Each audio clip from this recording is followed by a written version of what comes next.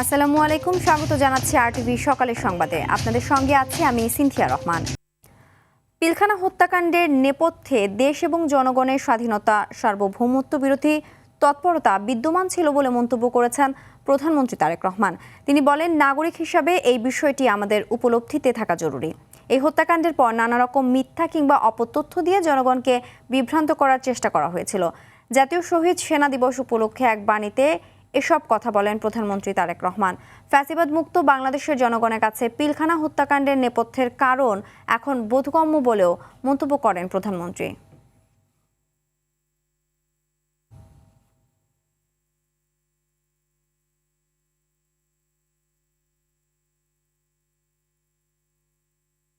আজ বিডিআর হত্যা দিবস। দীর্ঘ 18 বছরেও শেষ হয়নি বিচার কাজ। বর্তমান সরকার ন্যায় বিচারের স্বার্থে এরই মধ্যে নতুন তদন্ত কমিশন গঠনের ঘোষণা দিয়েছে। অন্তর্বর্তী সরকার গঠিত কমিশনের প্রতিবেদন প্রকাশ না করলেও জানা যায়, এই ঘটনায় আওয়ামী সরকার জড়িত। 139 জন হত্যার আদেশপ্রাপ্ত এবং যাবজ্জীবন সাজার আদেশপ্রাপ্ত 182 জনের বিচার আপিল বিভাগে এখনও চলমান। আর বিস্ফোরক মামলায় আসামিদের বিরুদ্ধে এরই মধ্যে 302 জনের সাক্ষ্য গ্রহণ শেষ হয়েছে। আরও জানাচ্ছেন এআর বাদল। 2009 সালের 25শে ফেব্রুয়ারি চলছে আওয়ামী শাসনামল। বিডিআর বিদ্রোহের নামে এদিন রাজধানীর পিলখানায় বিডিআর সদর দপ্তরে নারকীয় হত্যাযজ্ঞ চালানো হয়। 25 ও 26শে ফেব্রুয়ারি দুদিনে এ ঘটনায় 57 জন চৌকস সেনা সদস্য সহ 74 জন হত্যার শিকার হন। হত্যার শিকার সেনা কর্মকর্তাদের বাসায় সমবেদনা জানাতে গিয়েছিলেন সাবেক প্রধানমন্ত্রী বেগম খালেদা জিয়া। হত্যার শিকার পরিবারগুলো ন্যায় বিচার পাবে এমনটা প্রত্যাশা করেছিলেন তিনি। ন্যায় বিচার হতে হবে এবং সময় মতো যদি আর্মিকে অপারেশন করার যদি অনুমতি দেওয়া হতো, তাহলে অনেক প্রাণ আজকে বাঁচত। কেউ তো আর আপনজনকে ফিরে পাবে না, কিন্তু বিচার পেলেও কিছুটা সান্ত্বনা যে যারা এই ঘটনাগুলো ঘটিয়েছে, যারা এরকম রেবেল, তাদের যাতে বিচার হয়, সেটাই দাবি। এ ঘটনায় দুটি মামলা দায়ের হয়, একটি হত্যা মামলা, অপরটি বিস্ফোরক মামলা। বিডিআর সদস্য সহ 1600 জনের বেশি ব্যক্তিকে আসামি করা হয়। হত্যা মামলার আসামিদের নাম বিস্ফোরক মামলায় থাকায় অনেকে হত্যা মামলায় খালাস পেলেও বিস্ফোরক মামলার কারণে বের হতে পারেননি কারাগার থেকে। অনেকে বিচারাধীন অবস্থায় কারাগারেই মারা যান। আপিল বিভাগে বিচার চলমান। হত্যা ও যাবজ্জীবন দণ্ডাদেশ প্রাপ্তদের পাশাপাশি বিস্ফোরক মামলার আসামিদের জামিন আবেদন করা হয়েছে। যাবজ্জীবন সাজাপ্রাপ্তদের জন্য একটি জামিন আবেদন করেছি। যারা মৃত্যুদণ্ড পেয়েছেন তাদের জন্য আমরা একটি বেল প্রেয়ার করেছি। এছাড়া অন্তর্বর্তী সরকারের দেয়া প্রতিবেদনের আলোকে আইনজীবী বলেন, এই আসামিরা জড়িত না হওয়ায় যারা জড়িত তাদের বিরুদ্ধে ব্যবস্থা নিতে আবেদন করা হয়েছে।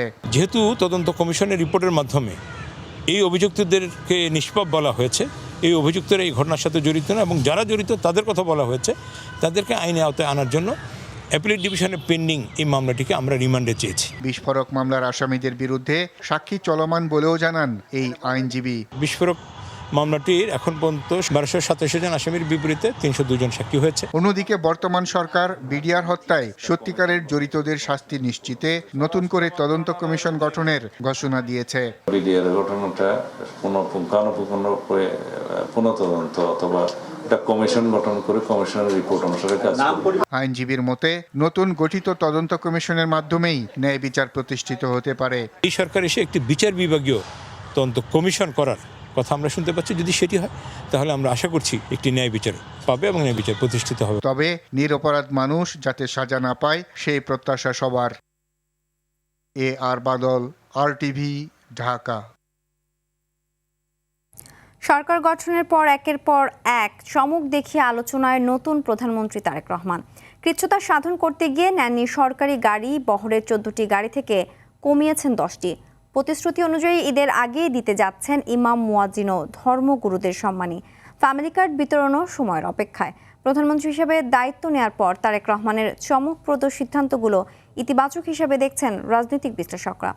এ ধারা অব্যাহত থাকবে বলেও আশাবাদ তাদের। আরও জানাচ্ছেন শামীম চৌধুরী। সরকার গঠন করতে পারলে দেশ পুনর্গঠন করবেন নির্বাচনী জনসভায়, এমনটাই বলেছিলেন তারেক রহমান। এই এলাকাকে কৃষি নির্ভর শিল্প আমরা এখানে বিকশিত করব। ইতিহাসের সেরা এই নির্বাচনে তার উপর আস্থা রাখে জনগণ। একক সংখ্যাগরিষ্ঠতা নিয়ে 209 আসনে বড় ব্যবধানে জয় বিএনপির ঘরে। সরকারের শুরুর চমক, বঙ্গভবনের রাজকীয় আয়োজন ছেড়ে খোলা আকাশের নিচে প্রখর রোদে মন্ত্রিপরিষদ নিয়ে প্রধানমন্ত্রীর শপথ।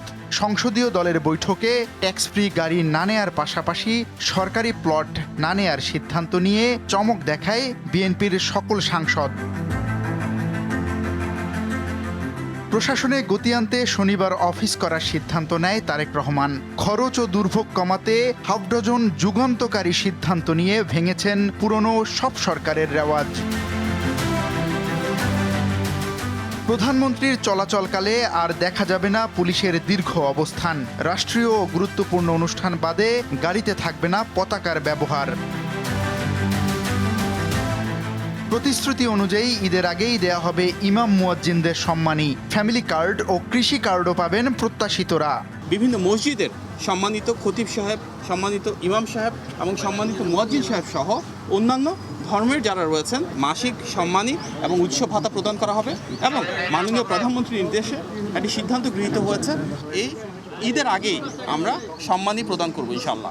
প্রধানমন্ত্রীর দায়িত্ব নেয়ার পরই তারেক রহমানের সিদ্ধান্তগুলো ইতিবাচকভাবে দেখছেন এই রাজনৈতিক বিশ্লেষক। প্রোটোকলে যে তিনি মাত্র 4টা গাড়ি ব্যবহার করবেন, ধরুন 10টা গাড়ি ব্যবহার করবেন না, করা হবে না, তো সেই 10টা গাড়ির যে এনার্জি সেভ, তেলের যে খরচটা, এটা তো রাষ্ট্রের জন্য খুবই গুরুত্বপূর্ণ। এট দি সেম টাইম এই যে ফ্যামিলি কার্ড দেওয়ার ব্যাপারে তার যে সিদ্ধান্ত এবং মসজিদের ইমাম খতিবদেরকে যে ভাতা দেওয়ার বিষয়টি, এই সবই কিন্তু ইতিবাচক পদক্ষেপ। এই ধারা অব্যাহত রাখতে পারলে জনগণের আস্থার বাতিঘর হবেন তারেক রহমান, বলছেন এই রাজনৈতিক বিশেষজ্ঞ। চ্যালেঞ্জগুলো ফেস করে যদি তারা সামনে এগোতে পারে, অবশ্যই এগুলো একটা ভালো উদ্যোগ এবং এগুলো তারা যেটা ঘোষণা করেছিলেন যে বাংলাদেশ ফার্স্ট, জনগণের সরকার, অবশ্যই জনগণের সরকার প্রতিষ্ঠা করা সম্ভব যদি এই উদ্যোগগুলো সাকসেসফুল হতে পারে। জনকল্যাণমুখী সব প্রতিশ্রুতির বাস্তবায়নের পাশাপাশি দ্রুতই দুর্নীতির লাগাম টেনে ধরা ও বাজার সিন্ডিকেট ভাঙতে কার্যকর পদক্ষেপ নেবেন প্রধানমন্ত্রী, এমনটাই প্রত্যাশা সবার। শামীম চৌধুরী, RTV, ঢাকা। ময়মনসিংহ সিটি কর্পোরেশনের আওতাধীন নির্মিত অধিকাংশ ভবনে মানা হচ্ছে না অনুমোদিত নকশা। জনবহুল ও যানজটপ্রবণ এলাকায় অনেক ভবনের বেজমেন্টে পার্কিং সুবিধা রাখার কথা থাকলেও সেখানে পরিচালিত হচ্ছে বাণিজ্যিক প্রতিষ্ঠান। এতে সড়কে বাড়ছে যানজট, ভোগান্তিতে পড়ছেন পথচারীরা। ময়মনসিংহ থেকে মোজাম্মেল খোকনের পাঠানো তথ্যচিত্রে আরও জানাচ্ছেন আব্দুল হামিদ। যত্রতত্র গড়ে ওঠা বহুতল ভবনের এমন চিত্র ময়মনসিংহ নগরীর। 2008 সালে যাত্রা শুরু করা সিটি কর্পোরেশনের অনুমোদন নিয়ে নগর জুড়ে বানানো অধিকাংশ ভবনই নির্মিত হয়েছে নকশা বহির্ভূতভাবে। নিয়মনীতির তোয়াক্কা না করে গড়ে তোলা এসব ভবন ঝুঁকির সঙ্গে বাড়াচ্ছে জনভোগান্তি। নগরীর নতুন বাজারের আর্টিসান ভবন এবং রামবাবু রোডের টপ 11 শোরুমের মালিকদের বিরুদ্ধে নকশা বহির্ভূত ভবন নির্মাণের অভিযোগে একাধিকবার নোটিশ দিয়েছে সিটি কর্পোরেশন। তবে সেগুলোকে বুড়ো আঙুল দেখিয়ে কার্যক্রম চালাচ্ছে কর্তৃপক্ষ। নোটিশ এখনো পর্যন্ত প্রতিপালন করা হয়নি। বাণিজ্যিক ভবনগুলো আছে, প্রতিষ্ঠানগুলো আছে, তারা যদি তাদের বাণিজ্যিক স্থানটা, ব্যবসার স্থানটা বেসমেন্ট থেকে অপসারণ না করে, তাহলে আমরা ভবনের মালিকের বিরুদ্ধে নকশা বাতিল সহ অন্যান্য অ্যাকশনে যাব। অধিকাংশ ভবনের বেসমেন্টে পার্কিং সুবিধা না থাকায় রাস্তায় গাড়ি রাখতে বাধ্য হচ্ছেন অনেকে। এতে শহর জুড়ে বেড়েছে যানজট। শহরের বিভিন্ন বড় বড় যে বিল্ডিংগুলো হচ্ছে, ডেভেলপার কোম্পানিগুলা, এরা কিন্তু ডিজাইন অনুমোদনের সময় ঠিকই আবাসিকে বেসমেন্ট এবং গ্রাউন্ড ফ্লোর কার পার্কিং রাখে, কিন্তু বাস্তবে দেখবেন তারা যে ওই বেসমেন্ট এবং গ্রাউন্ড ফ্লোরে তারা পর্যাপ্ত পার্কিং এর সিস্টেম না রেখে তারা বিভিন্ন দোকানপাটের করে। যানজটের নগরীতে পরিণত হয়েছে, এখানে কানায় কানায় সব ভরে গেছে, মানুষ চলাচলেও মানুষের বিঘ্ন ঘটছে। এমন অনিয়মের জন্য সিটি কর্পোরেশনের দুর্বলতাকেই দুষছে নাগরিক সমাজ। প্রত্যেকটি ভবনের কিছু কোড আছে, তাদের জায়গা ছেড়ে দেওয়ার, তাদের আন্ডারগ্রাউন্ড পার্কিং এর ব্যবস্থা করার, এইগুলো তারা অনুমোদন করিয়ে এনেছে, কিন্তু তারা সেই কাজটি করলেন কিনা, সেটা ঠিকমতো বাস্তবায়িত হলো কিনা, এইটি নজরদারির কোনো ব্যবস্থাই সিটি কর্পোরেশন রাখেননি। অবৈধভাবে ভবন নির্মাণের লাগাম টানতে নকশা অনুমোদন বাতিল, ভবন অপসারণ, জরিমানা আদায় সহ কঠোর পদক্ষেপ গ্রহণের দাবি নগরবাসীর। আব্দুল হামিদ, RTV। পরিবেশ অধিদপ্তরের ছাড়পত্র ছাড়াই বান্দরবানে গড়ে উঠেছে অর্ধশত ইটভাটা। ইটভাটা স্থাপনের নামে বুলডোজার দিয়ে অবাধে কাটা হচ্ছে পাহাড়। জ্বালানি চাহিদা মেটাতে উজাড় করা হচ্ছে বনের গাছ। এতে পরিবেশ বিপর্যয়ের পাশাপাশি বাড়ছে পাহাড় ধসের ঝুঁকি। অবৈধ ইটভাটা বন্ধে অভিযানে গিয়ে বেপরোয়া মালিকদের হামলার শিকার হয়েছেন খোদ প্রশাসনের লোকজন। বান্দরবান থেকে মোহাম্মদ শাফায়েত হোসেনের পাঠানো তথ্যচিত্র আরও জানাচ্ছেন সুলাইমান কবির। সরকারি নিয়ম অনুযায়ী পার্বত্য জেলা বান্দরবানে নেই ইটভাটার অনুমতি। তবে নিয়মের তোয়াক্কা না করে জেলার বিভিন্ন উপজেলায় গড়ে উঠেছে অন্তত 50টি অবৈধ ইটভাটা। জনবসতি, শিক্ষা প্রতিষ্ঠান ও বন ঘেঁষে গড়ে তোলা হয়েছে এসব ভাটা, যেখানে পাহাড়ের মাটি কেটে ইট বানিয়ে তা পোড়াতে উজাড় করা হচ্ছে বনাঞ্চল। এতে নষ্ট হচ্ছে ফসলি জমি, শুকিয়ে যাচ্ছে ঝর্ণার পানি, তৈরি হচ্ছে বড়সড় পাহাড় ধসের ঝুঁকি। অনুমোদনহীন এসব ইটের ভাটা বন্ধে করা আইন বন্দি কাগজে কলমেই। এতে ক্ষুব্ধ স্থানীয়রা। লামা আলী কদমের যে বন বিভাগের জায়গাগুলো আছে, এখানে কোনো গাছ নাই, সব গাছ কেটে সাবার করে ফেলছে। পরিবেশ দূষণের একটি মহোৎসব এখানে বর্তমান বিদ্যমান আছে। অভিযানের পরে ব্রিকফিল্ডগুলোর কার্যক্রম পুনরায় চালু হয়। ইটভাটা বন্ধে নিয়মিত অভিযান পরিচালনা করা হলেও পুনরায় তা চালু করা হচ্ছে বলে অভিযোগ জেলা পরিবেশ অধিদপ্তরের। 36টা মোবাইল কোর্টের মাধ্যমে অভিযানের মাধ্যমে আমরা প্রায় 40,10,000 টাকা ধার্যপুর আদায় করা হয়েছে। এছাড়া 10টা ইটভাটা সম্পূর্ণরূপে গুড়িয়ে দেওয়া হয়েছে। অবৈধ এসব ইটভাটাই অভিযানে গিয়ে কয়েকবার হামলার শিকার হয়েছে স্থানীয় প্রশাসন। তবে এবার আরো কঠোর হওয়ার কথা জানিয়েছেন আলীকদম উপজেলা নির্বাহী কর্মকর্তা। পরিবেশ অধিদপ্তরের যে এডি আছে ওনাকে সরাসরি আদেশ দিয়ে দিছি যে ওনাদের বিরুদ্ধে যাতে নিয়মিত মামলা হয় এবং ভেঙে গুড়িয়ে দেয়া হয়। আমরা বড় ধরনের শাস্তি নিশ্চিত করব। অবৈধ এসব ইটভাটা বন্ধে এখনই পদক্ষেপ না নিলে বান্দরবানে বড় ধরনের প্রাকৃতিক বিপর্যয়ের আশঙ্কা করছেন স্থানীয়রা। সুলাইমান কবির, RTV। এককভাবে নির্বাচনের সাংগঠনিক প্রস্তুতি নিচ্ছে জাতীয় নাগরিক পার্টি। একসঙ্গে মেয়র নির্বাচনের প্রস্তুতি নিচ্ছেন দলটির মুখপাত্র আসিফ মাহমুদ সজীব ভূঁইয়া। ঢাকা বিশ্ববিদ্যালয়ের ভিসি চত্বরে জাতীয় ছাত্রশক্তির আয়োজনে অনুষ্ঠিত সেহরি অনুষ্ঠানে এসব কথা বলেন তিনি। এ সময় তিনি অভিযোগ করে বলেন, বিএনপি জনগণের সঙ্গে প্রতারণার বিষয়টি স্বীকার করেছে। তিনি আরও বলেন, জুলাই সনদ বাস্তবায়নের দাবিতে সংসদ ও রাজপথ দুই অঙ্গনে আন্দোলন ও রাজনৈতিক লড়াই চলবে।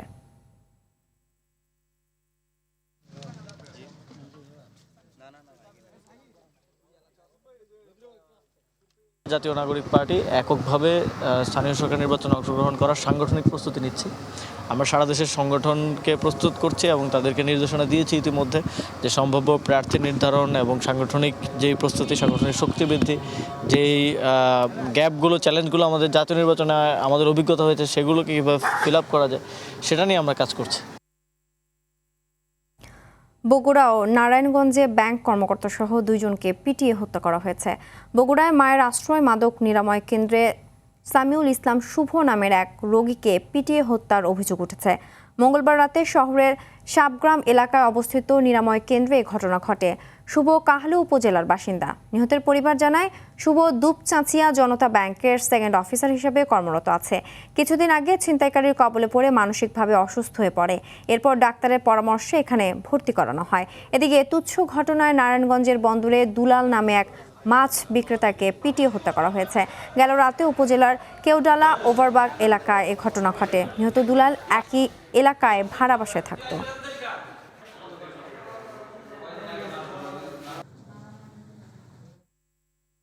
বরগুনার আমতলী উপজেলায় চলতি মৌসুমে বোরো ধানের আবাদ লক্ষ্যমাত্রা ছাড়িয়ে গেলেও সেচের পানি সংকটে দুশ্চিন্তায় কৃষকরা। পানি শূন্যতায় বেশ কিছু এলাকায় মরে যাচ্ছে রোপণ করা চারা। আবার অনেক জায়গায় শুরু করা যাচ্ছে না চাষাবাদ। সময় মতো জমিতে সেচ না দেয়ায় ফলনে ব্যাপক প্রভাব পড়বে বলে আশঙ্কা চাষিদের। বরগুনার আমতলী সংবাদদাতার পাঠানো তথ্যচিত্র আরও জানাচ্ছেন আব্দুল হামিদ।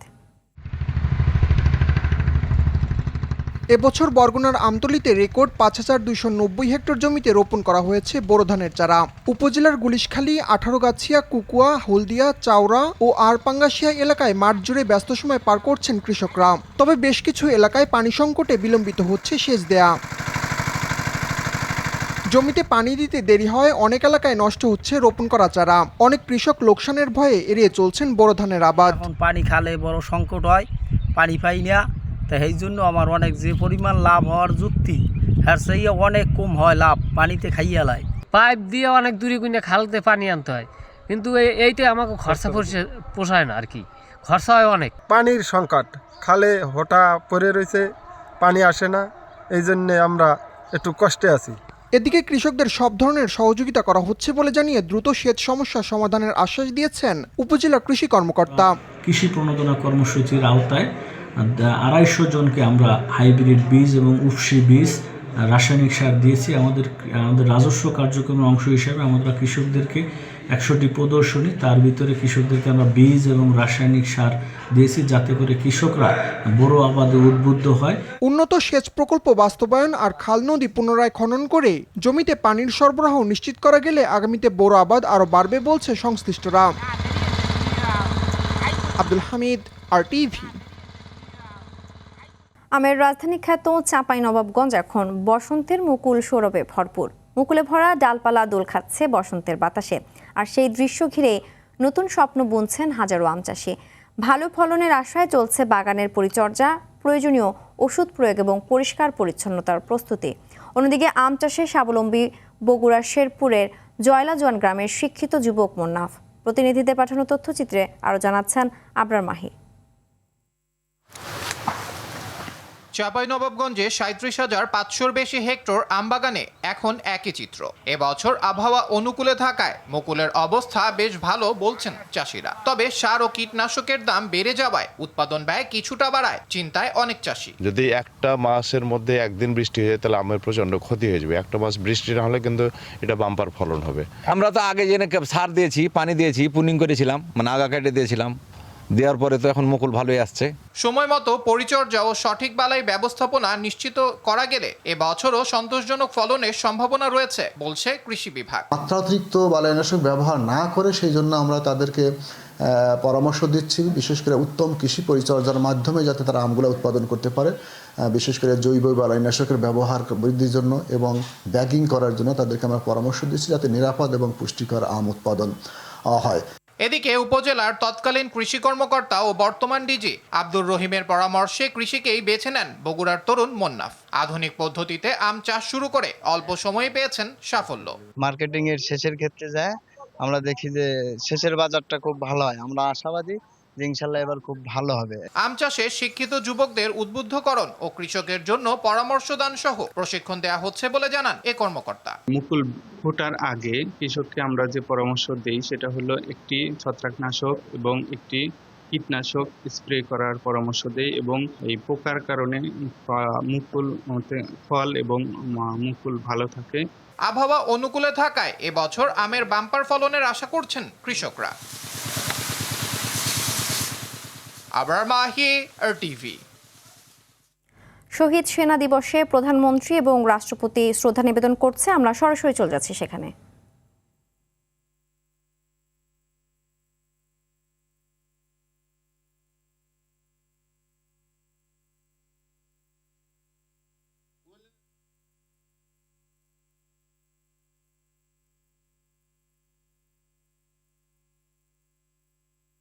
في سبيل الله أموات بل أحياء ولكن لا تشعرون صدق الله العظيم। পবিত্র কোরআনে ঘোষণা হচ্ছে, হে বিশ্বাসীগণ, তোমরা সর্বদা ধৈর্য ধারণ এবং সালাত কায়েমের মাধ্যমে মহান আল্লাহর নিকট সাহায্য প্রার্থনা করো।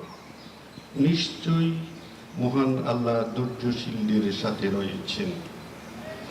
আর যারা মহান আল্লাহর পথে নিহত হন তোমরা তাদের মৃত বলো না, বরং তারা জীবিত, তোমরা তা উপলব্ধি করতে পারো না। সূরা বাকারা আয়াত 153-54।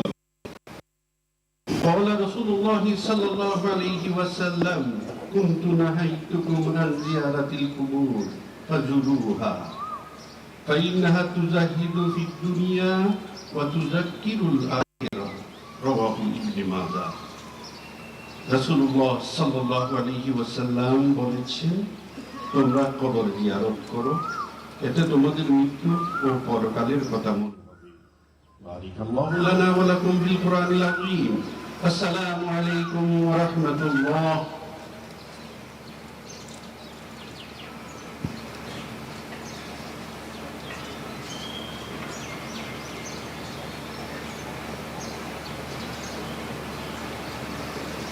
এখন মহামান্য রাষ্ট্রপতি পুষ্পস্তবক অর্পণ করবেন।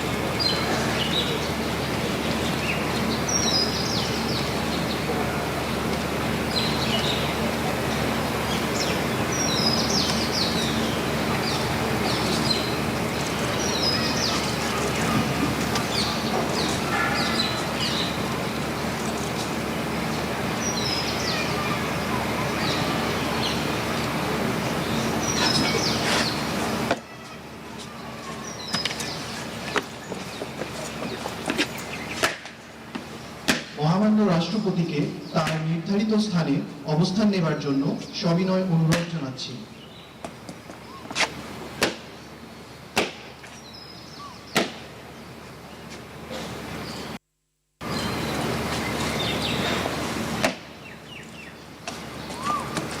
এখন পুষ্পস্তবক অর্পণ করবেন মাননীয় প্রধানমন্ত্রী।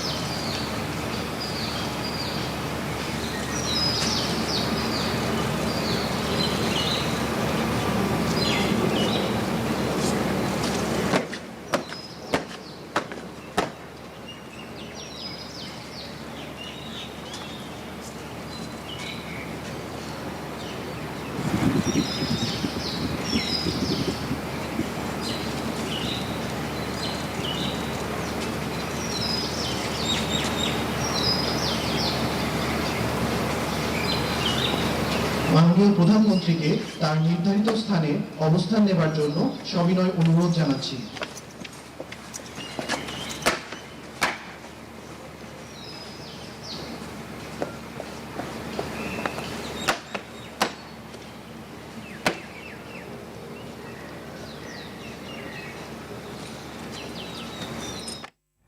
দেখছিলেন শহীদ সেনা দিবসে শ্রদ্ধা নিবেদনের অংশবিশেষ।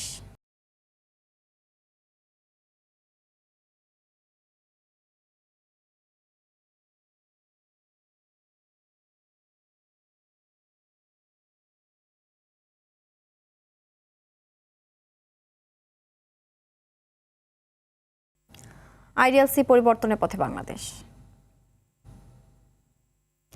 নির্বাচনে প্রতিশ্রুতি বাস্তবায়নের অংশ হিসেবে ইমাম মুয়াজ্জিনদের সম্মানী ভাতা দেবে সরকার। তবে এই সম্মানী কত টাকা হবে তা এখনও নির্ধারণ করা হয়নি। তবে ঈদের আগেই কয়েকটি এলাকায় এই কার্যক্রম শুরু করবে বলে সরকারের পক্ষ থেকে জানানো হয়েছে।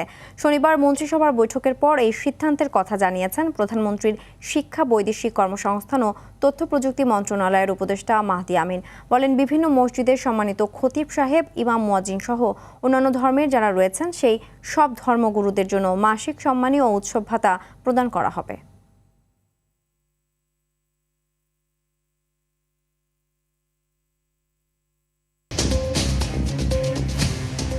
সকালের সংবাদ এ পর্যন্তই। মধ্যাহ্নের সংবাদ দুপুর 12টায় দেখার আমন্ত্রণ রইল। ধন্যবাদ সবাইকে।